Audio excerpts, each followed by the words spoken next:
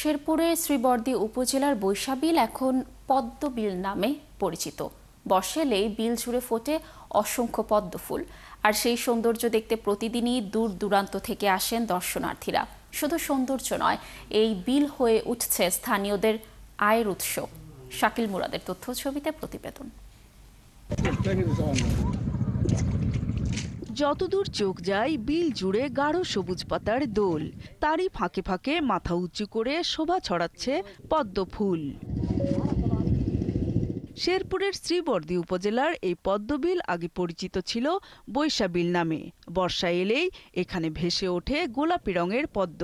পদ্মবিলের এই সৌন্দর্য উপভোগ করতে দূর দূরান্ত থেকে আসেন দর্শনার্থীরা। এখানে আসছি, প্রথমবার আসছি, আগে কখনো আসি নাই আমি, আর পদ্ম বিল করি নাই, আজকে ফার্স্ট আসলাম। তাই আজকে দেখতে আসলাম, ভালো লাগতেছে অনেক।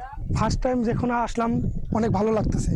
শুধু সৌন্দর্য নয়, এই বিল হয়ে উঠেছে এলাকাবাসীর আয়ের উৎস। দর্শনার্থীদের জন্য বিলে রয়েছে ছোট ছোট নৌকা। পদ্মা বিলে ঘুরতে আসে, অনেক সুন্দর মুহূর্তগুলো উপভোগ করে, অনেক দূর দূরান্ত থেকে লোকজন আসে। এই রাস্তার যাতায়াতের সমস্যা অনেক, যদি সরকার কর্তৃক এটা সংরক্ষণ করতে চায় তাহলে রাস্তাঘাট সুন্দর করে এই বিল সংরক্ষণ করতে পারে। এলাকার লোকজন আরো বলেন, পদ্মবিল তাদের জন্য আশীর্বাদ। কৃষি সহ মাছের যোগান পেয়ে তারা খুশি।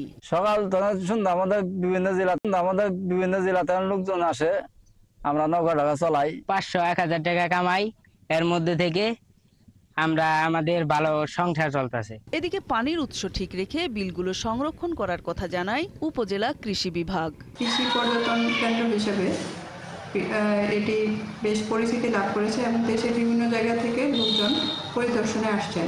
আর বিলের পরিবেশ ঠিক রাখতে পাহারা বসানোর কথা ভাবছে উপজেলা প্রশাসন। আমাদের স্থানীয় ইউনিয়ন পরিষদের চেয়ারম্যান এবং গ্রাম পুলিশদের মাধ্যমে আমরা অবশ্যই এটা জনসচেতনতামূলক যে তারা যেন পদ্ম না তুলে এই কার্যক্রম আমরা জারি করব।